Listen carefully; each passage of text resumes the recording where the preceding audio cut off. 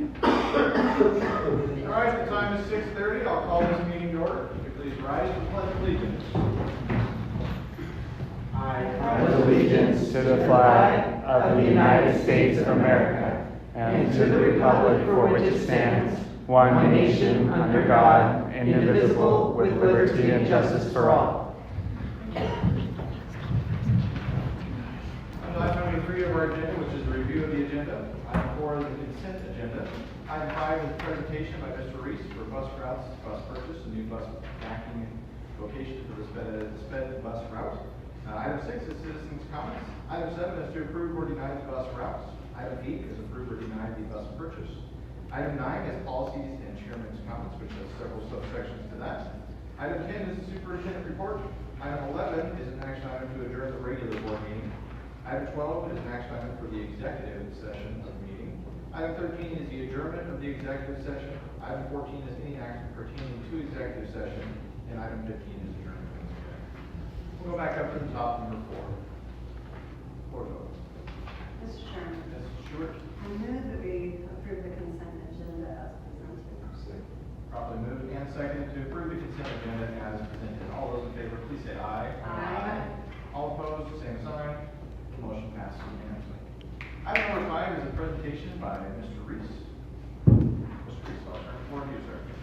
Thanks, sir. Good evening. So first we'll start with how about the approval for the new purchase of the new bus for the 26-27 school year. I believe you have the bid in front of you, so we're just looking to get that purchase for that next school year. Mr. Stewart had asked, what are we retiring one that replaces this? Is that what the plan is?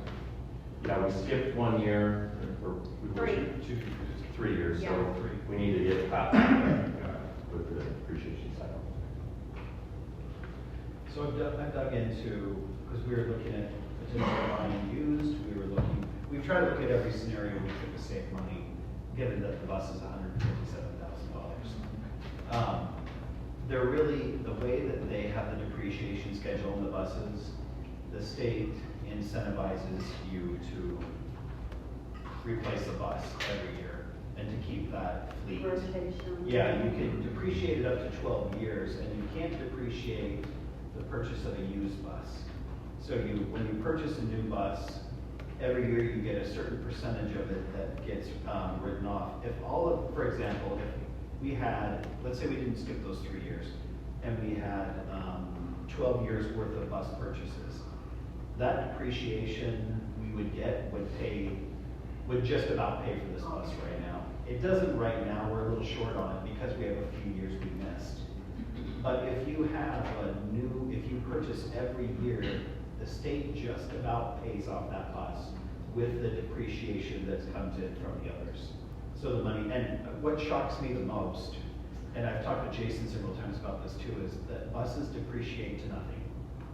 I mean, we have a special education bus with a wheelchair ramp, but we can't give it away. I mean, we've tried, how low have we gone on it? 2,500. 2,500, and this is a specialty bus. Our other bus, what, 2,000 would we get for? 1,200. Yeah. So these buses, by the time you're done, and we tried different routes. I mean, I've looked online at what these things, they depreciate to nothing. So you do buy it, and that kills me a little bit, because $157,000, knowing that in 12 years it's going to be worth essentially nothing. Did we just approve one? I thought we approved one. No, we took it. What's the oldest bus in our fleet? Last November, we sold one, Okay. and then the one we just received was approved prior to me starting. Yeah. Yeah. We were worked several out the years financials on behind. it. It makes the most sense to bite the bullet, get our fleet back to 12 years of new purchases. Then that 13th year, that next year as one goes out, it will pay for the new one coming in. They give you an ETA date on when this will be. Probably at least a year out or longer. That's the other problem with this, is we have to sort of be thinking here. Plan ahead, yeah. They say a year and it usually ends up 18 months. Yeah. Wait. Any other questions about the bus purchase? Yes. What's the oldest bus we have? Oldest is 12. Do you remember on the list? you know, I mean, once they fall Fires into out. negotiation, No. something up. Approval of the 25-26 bus routes, we did implement them into bus ride. We've looked at everything. I got together and had an ad hoc committee. Members were myself, Marla Scott, Police Officer Luther, and a parent, Amber Paz. We looked at all the stops, how we changed, and what was safe and what wasn't, and we determined that majority of the stops were safe, and there was several that were, we all had concerns, and it was all related to Highway 95 north of town. Years ago, we would stop there last year, several stops on Highway 95. And we looked at some of those stops, and with the weather, the conditions, the two-lane highway, in the winter time, especially if it's so close to the river when that fog sets in, it's just an accident waiting to happen. They had a semi that rear-ended a school bus last March up in Council. Sent 4 kids to the hospital, I believe. Flipped the bus over. So we're having trucks going weighing 80,000 pounds coming down the highway, and I just think we already thought that would be a very unsafe place to stop the bus. So we're asking everything that looked good with all the routes and the changes we've done, and we changed it from 10 minutes earlier pickup today in the morning to get more time for kids to go to school. But there's at least 3 stops north of town where we stopped and we're refusing to pick up any students in those stops. What we've done in lieu of that is offer alternative stops for them. The next closest where they could get to, they could drive down into a railroad lane. So Baker Lane was one. We have the property owners here. They have 2 special needs students who we lost at the stop inside Baker Lane, so we should be able to turn around there. We can't turn around in there, so now we can't stop on the highway.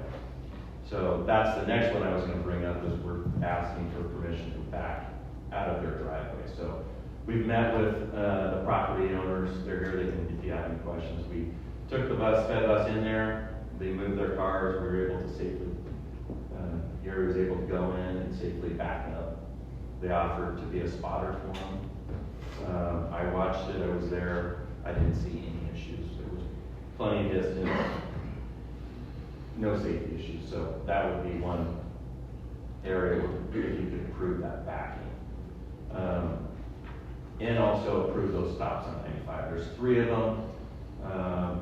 We try to get the stops on Highway 95 in town removed from the Burger King core area, because we had up to 4 different stops there. So on the west side of the road, we changed, there's probably 4 or 5 families that live there. We moved those over to 3rd. So those kids have to walk down to the 3rd and 15th. That's their stop. We're still stopping twice, and that's for the townhouse apartments. And we haven't figured out how to get around that. I'd like to have everything off of 95, just to make it smoother for traffic, because you have one bus that stops, it just clogs up everything. And our traffic, as you know, is, we're growing, and it's showing on our roads today. So, any questions in regard to the routes? Just curious, was it actually our policy about not backing out of a driveway or something? Yes, yeah.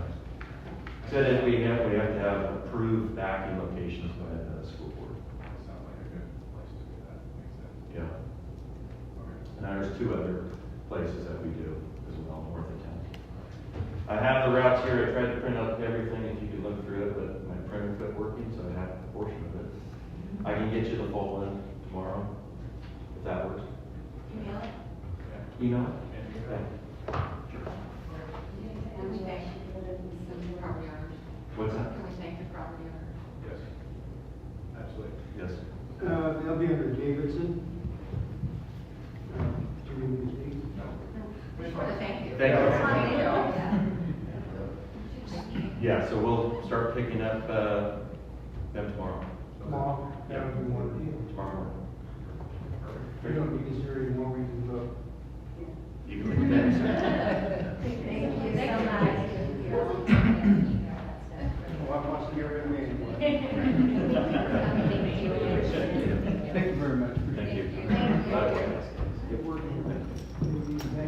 All right, item number 6, Sentinel, have you received anyone that would like to speak to us? There is no one other than these fine people. Thank you, Madam Senator. Item number 7, we're going to approve or deny the bus routes. Mr. Chairman, Ms. Stewart? I move that we approve the bus routes as presented. It's been properly moved and seconded to approve the bus routes as presented. All those in favor, please say aye. Aye. All opposed, same sign. Motion passes unanimously. Item number 8 is to approve or deny the bus purchase as presented as well. Chair, Mr. Devo. I move to approve the purchase of the buses. Second. It's been properly moved and seconded to approve the purchase of the bus as presented. All those in favor, please say aye. Aye. All opposed, same sign. The motion passes unanimously. Item number 9 is policies and chairman's comments. With the first subsection being the final reading of policy 2320 for health, sex education, and human sexuality in the health and enhancement education. There's several parts to this. We'll probably take them one at a time as we go through, or we can do it all as one. But this is a reminder, policy 2320 had several changes in our legislature. Basically, House Bill 239, Senate Bill 1046, and House Bill 352, which required some updating of our policy. Am I saying this all correctly, Dr. Croft? Yes. Excellent. So that is what we had presented as well. This is not the first time it's been in front of us. That is why we are being asked to approve this. Some of these updates, actually all these updates are actually required to the required policy. Final reading of 2320 P1 for parent complaints, again, talks about some of the new requirements that are on there, and the legislative requirements for parents and guardians must provide permission for instruction on any topic within the legislation definition of human sexuality. Remember from last time Dr. Croft did speak to us where it was, before it was an opt-out, now it's an opt-in process. The other thing it did was expand, and when you say required, I mean, these are actual legislative items that were passed in our last section. So we then have to take our policy and align it, obviously, to state law. And so the ISBA has a legal team that essentially does that for us, because you really don't want Angela and I sitting down and trying to do legalese with our lack of expertise. And so, anyways, they give us these policies, and so that's what we say. When we say automatic policies, or these are ones that are like must-dos, that's because they're aligned to new laws that have passed, and brings our policy then in line with the new laws. But basically, it's, if we're talking about anything related to sexuality, it needs to fit inside the state's definition of things we can talk about, and it also needs to have approval through curriculum, and it also needs to have parents saying that, yes, I want my child opting into a situation like that. I like But that. that's any classroom, that's classroom discussions. I mean, in the past, you could say there's been different classroom discussions that were outside of a health class that just became some kind of a topic of discussion. That would be a big no with a policy like this, which is, it puts those kind of conversations, in my opinion, where they should be, and that's with their parents and their families. That's where those discussions should be taking place, and that's what essentially the law says.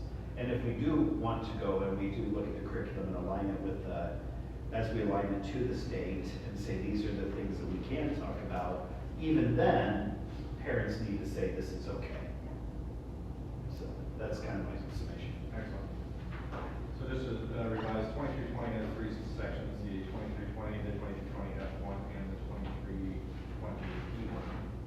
Those are all the 3 subsections that we'll have to approve because they're required. And then the last part is final reading policy 3010 and 3010 P1 for open enrollment, which again is just another legislative update for House Bill 236A, basically denied enrollment. Again, not our first time seeing this, but I want to make sure we have that out there. Anything else to add on that? Pretty good one, Dr. Croft. Any questions? Go ahead. Okay, sorry. In regards to that policy, the open enrollment policy, and there is a list of things that we could deny a child open enrollment. because of these things that are provided to us.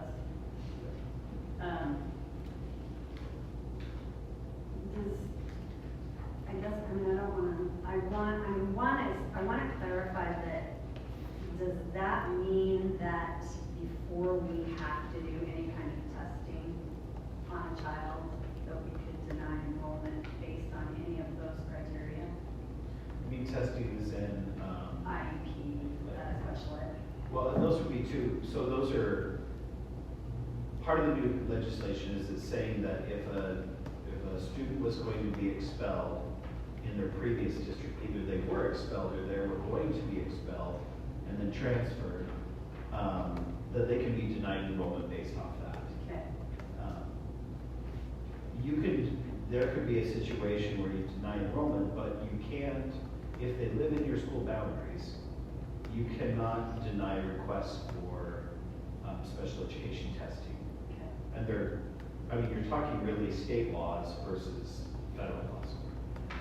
And so we have to still move forward.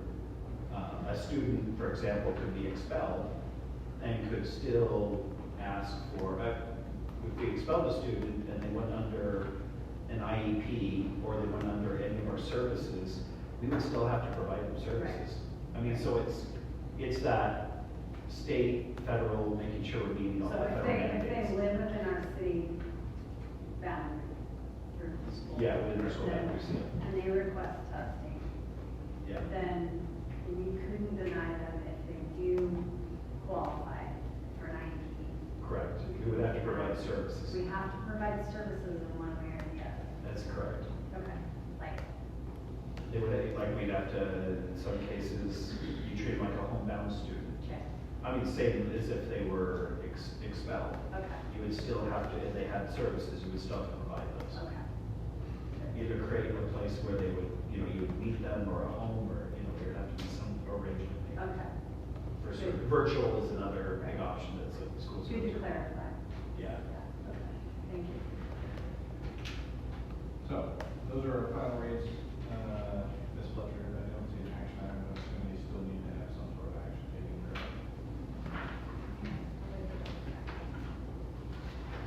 Sorry, that was my fault.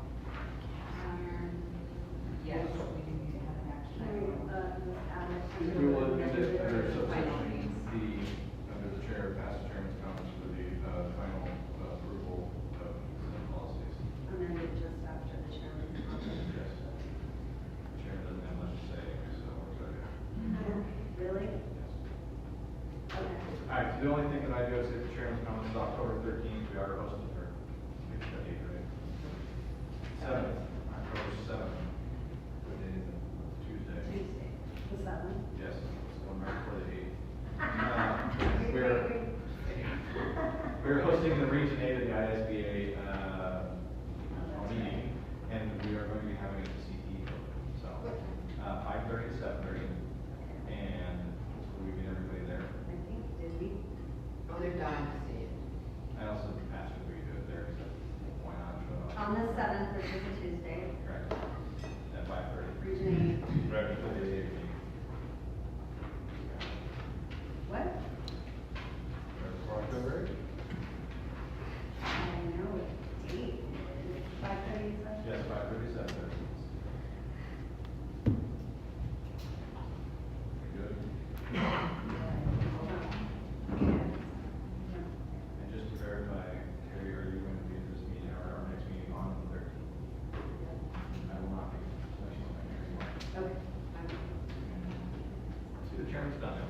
Okay, great. All right, on item amended D for the approval of 2320, 2320 P1, and 2320 F1, as well as 3010 and 3010 P1. Can I do them all at once? You can. Mr. Chairman, Sure. I move that we approve the amended policies number 2320, 2320-P1, 2320-F1, 3010 and 3010 P1. So Then moved and seconded to approve the amendments to the policies 2320, 2320 P1, 2320 F1, 3010, and 3010 P1. All those in favor, please say aye. Aye. All opposed, same sign. The motion passes unanimously. We're on to item number 10 now, the superintendent report. Dr. Cross. Okay, I'll start on Smithies and primary first. Good evening. I don't want to jinx anything, but at the primary school, we've had a seamless start. We are up and running. Yeah. We are a well-oiled machine, and I'm excited to take that even further by building capacity within our leaders. We're starting a mentorship and coaching project that will just build our internal leadership, and we're going to do that through teacher coaching cycles to provide staff with ongoing feedback, support, and opportunities to expand their instructional capacity. I basically said, what would happen if Leslie died today? Would you guys be able to run without me? And I'd like to say no, but they could. One of the things that I'm really excited about that we did this year, we had our first ever kindergarten parent orientation, and that really, kindergarten parents, they're nervous, they're scared, so are the children. There's more tears with parents, but just them being able to come in and us welcome them and let them know that, hey, this is where you want your children to be, that everything went really smoothly, this kindergarten kickoff. We also had a well-attended open house. Our PTO co-presidents, they needed to resign because of family obligations, so that's allowed us to reorganize our PTO, so that's exciting. We get to recruit some new volunteers. We launched a fun and creative Facebook campaign to celebrate our staff with a spotlight. Go ahead and check that out, it's pretty fun. I'm seeing that. That's what I do at night, when I'm watching TV. Let's see. We had our first all-school meeting to begin a school-wide 9-character trait focus starting with friendship, and that lets us strengthen our pirate code as we create a culture of caring and respect throughout the entire building. We're going to continue with honor choir, VIP luncheon, student of the month assemblies, and the second step, which is a community lifespan service. And we're fortunate to continue with our Boise State math trainer and our Smart 2.0 reading instructor. One bad thing that I'm dealing with right now is my numbers for first graders. I'm not really sure where we're going to put them all. We just keep getting kids every day almost. That or third grade? Yeah. Yeah, I don't know. we're getting 2 grades. Yeah. We got another one today. Did you see my Another text? third or another first? Another first. Oh, yes, I did see. How many students is that? Many. Yeah. I need to go back and look. Yeah. You read 160 Yeah. last I knew. Yeah. Holy cow. Yeah. Well, and still those, the new houses that's around are still largely not moved into. So we're going to have this weird trickle for the next few months as those are settled. I mean, I think we've got one that came in off of, Shelby was talking, there was somebody that had an address over there. When I talked to the property manager, most of them are still vacant, and they're just, some of them haven't even gotten done to do the finishing work.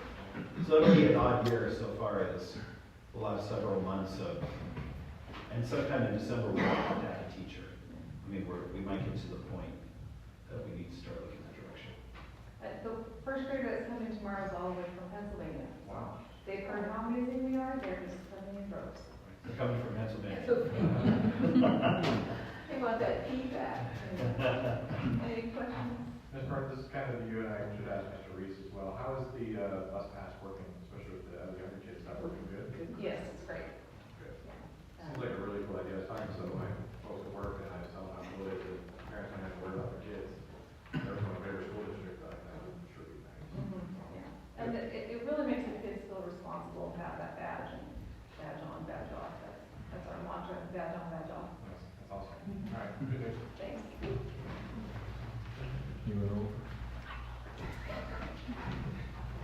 Well, good evening, ladies and gentlemen. Other than my board report, I do have a couple things I'd like to share with you. Number one, we're going to initiate a school-wide attendance initiative program, which entails every 2 weeks looking at who's coming to school. And that grade level will be awarded a trophy. That'll be a traveling trophy. And with that, and maybe copious amounts of candy, I don't know yet. And that trophy will be a bragging right, but it'll go right along with our attendance goal, which is 95% this year. I do want to say that as we continue, my board report reflected it, how it's a great problem that my ISS room is not busy with students, and how I'm able to use Marty and other facets within the school building.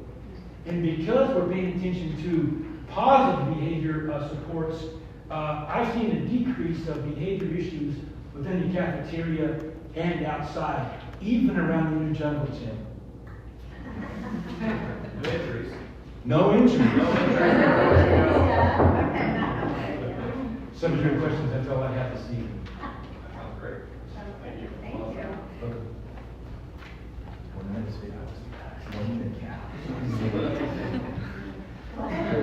You guys are doing good this evening.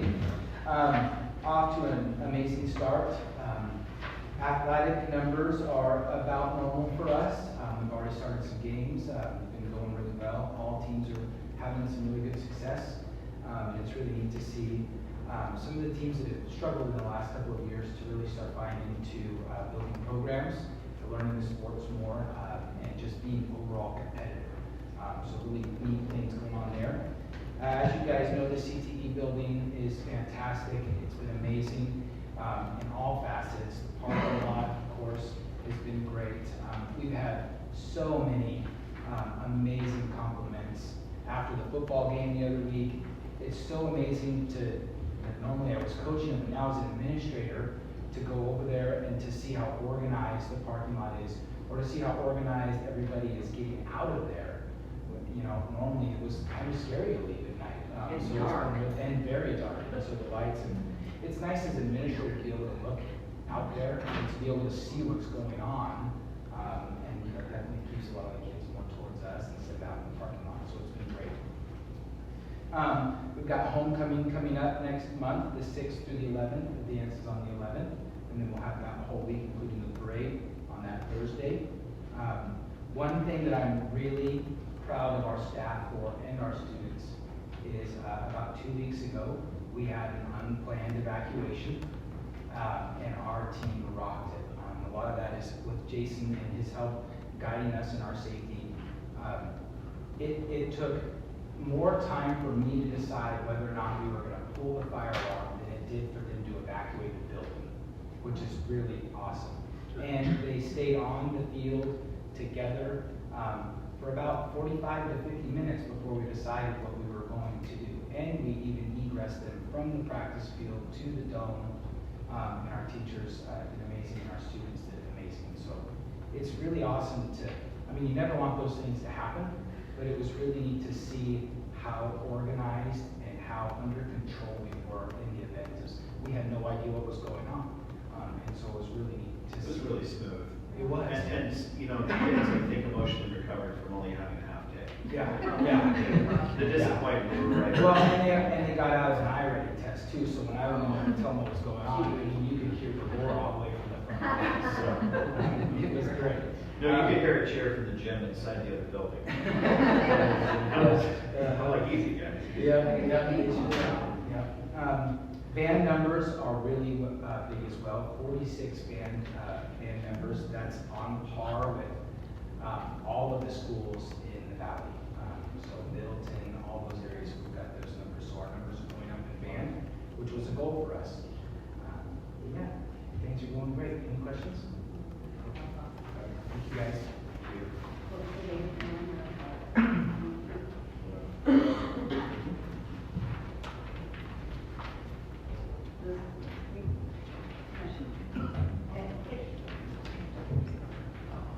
Okay, so at the academy, every week we've kind of been getting another student here or there. So our enrollment is growing slowly but surely. We do have some kids that are still waiting to get some things changed around on their end so that they can get enrolled. We're doing a lot of work on restorative practices and using the district-aligned social emotional curriculum in our advisory classes, as well as doing targeted math and reading interventions. We've been increasing our parent newsletters and Facebook posts. We have our first fundraiser kicking off. We kicked it off last week. We're selling butter braids. If anyone wants in on it, it's on our Facebook page. And then we're planning a fall community night on November 5th. We'll either do a big potato bar or walking taco bar and have parents come in and do some activities. And a good announcement is that our humanities class has 2 community partnerships that they've set up that they're ready to start next week. One is with the cottages, going and planning and doing activities with their residents. And then the next is supporting and mentoring at the primary school and reading and working on literacy skills with those kids. So they'll start that next week, and we have more community partnerships in the works with the museum here in town and like road advocates and stuff like that. So we're really excited for that humanities class to get out there and get a positive name for us.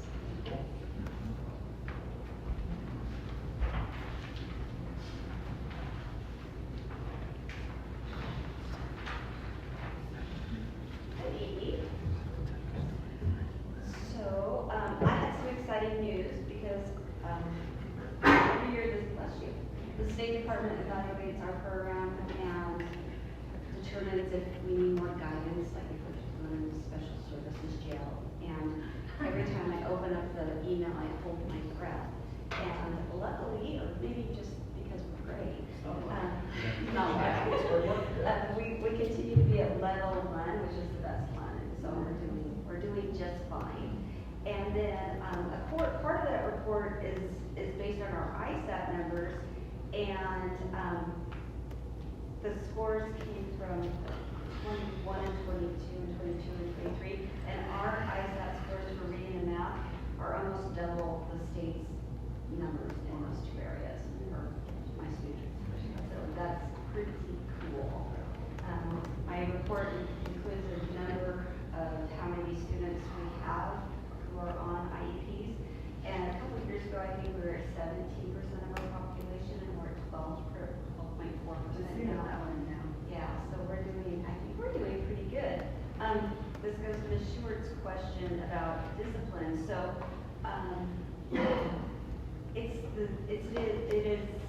it's not our responsibility as a district receiving a student if we think they might be a special ed student.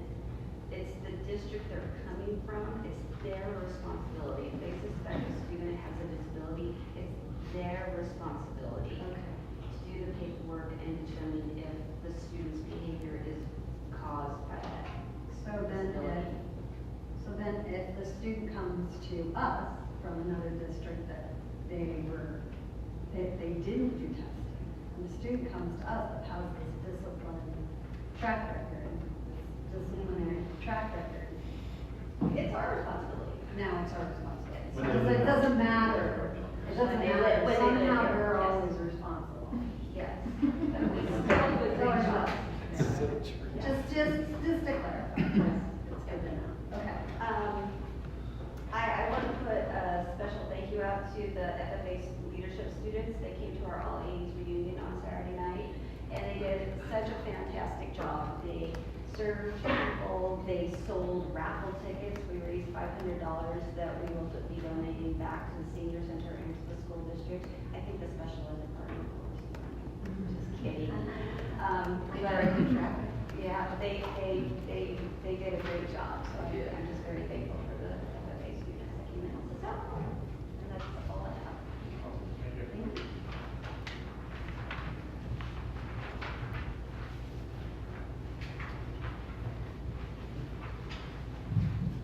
Alrighty, classes are hustling and bustling, schools sound like schools again, they're full of kids, and it is just a super exciting time.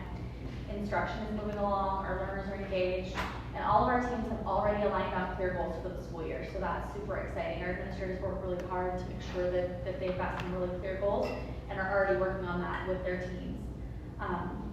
Athletics and activities activities. If you haven't had a chance to stop by the high school, the middle school, any of our after school things at the primary school, are rocking and rolling. Our student section at the volleyball game last week sang the Star Spangled Banner with the recording, which was awesome to see them, you know, really sharing that pride in community and that pride in our country.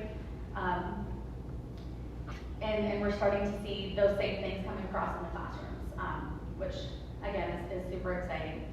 Academic baselines, we all completed our first iReady testing. In ELA, we're at 52% of our students are at or near grade level, so those that are just below grade level, I'm counting in that number. 17% are testing solid proficient right now, right after their summer break, including summer loss and all those things. Of course, you're gonna see some of that drop into that almost at level piece, but we're excited to see that come back around at our next diagnostic assessment in November. And we have significantly fewer in that red category, that 3 or more, or 2 or more years below grade level, is almost half of what it was previously, so that's super exciting. Math is at 43% of our students are currently at or near grade level, with 8% that are solid proficient. We have several that are just right there. And again, we take that test within the first 2 weeks of school starting. Like, we throw them in the classroom and we say go. So they're getting to know their teacher, they're getting to know the rules and the routines and all of those things, and are taking that assessment. So that's right where we're hoping to be, which is pretty close to where we started out the year last year, where we can really see the rubber meet the road as we get those second, third diagnostics in, and we can see what that growth looks like for our kids. So our plan right now in academics, we're going to tighten up our tier 1 instruction. That means that core level instruction that every student in our school is getting.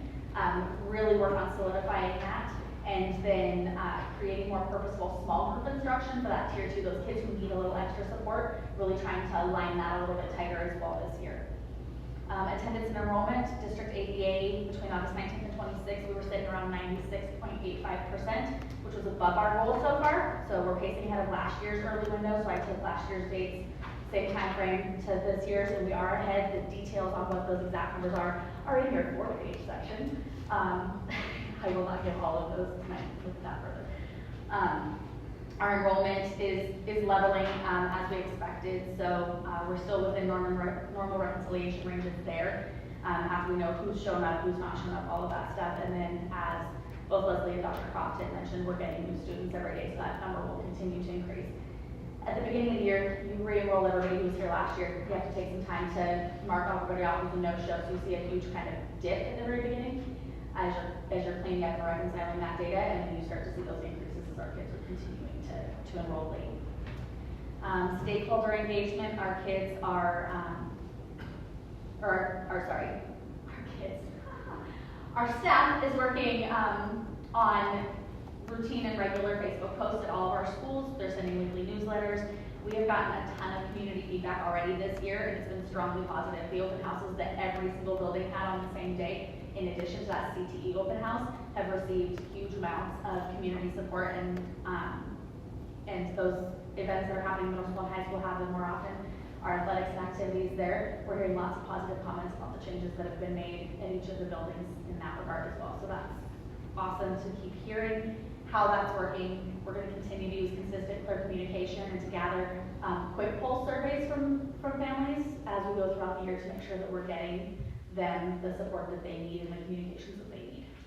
Our year-long PD arc is launched. We've got coaching cycles at all buildings that have been opened, and we're going to send out our first PD pulse survey to staff this month in preparation for our October PD day to figure out how they feel about the PD they've been getting so far this school year, from the first week PD sessions to the PD sessions they're getting in building with their administrators, so we can continue to make sure that we're giving teachers what they need and paraprofessionals and our other staff the support they need as the year goes on. We'll do a lot more of those quick pulses with them as well.